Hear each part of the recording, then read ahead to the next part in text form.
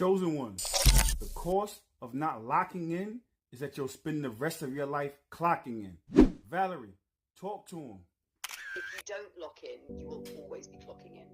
Clocking into somebody else's dream, somebody else's system, somebody else's definition of success. That's the matrix contract. If you don't choose your purpose, you're defaulting to theirs. Locking in means your time belongs to you, your energy belongs to you, your soul belongs to you.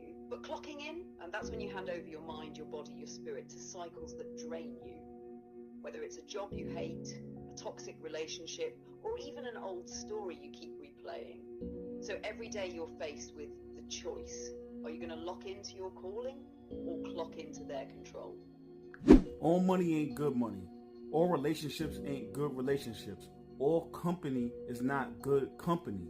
It's better to be alone and to be working for yourself, to clock into somebody else's vibe, to clock into somebody else's wave, to clock into for somebody else's time and clock in for someone else's dime. So I say that to say is that, you know, when you take these situations, right, and you clock in for someone else, that's because you haven't done the work on yourself. You don't know your own purpose. So instead of having no purpose, you adopt someone else's purpose.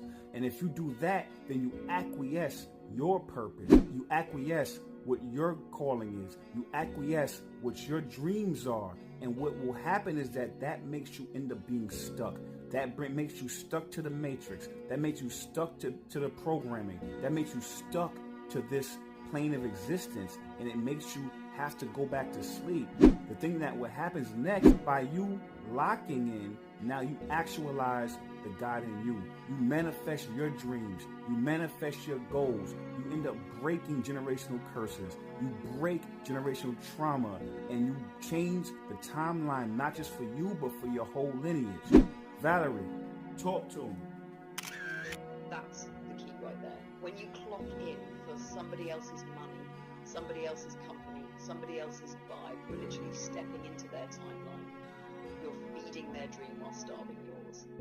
That's why it always feels draining, even when the paycheck hits. It's spiritual debt. When you lock in, you're not just choosing a hustle, you're choosing authorship. You're saying, my time is sacred, my energy is sacred, my lineage deserves better. That decision activates everything inside you, the God spark, the vision, the courage.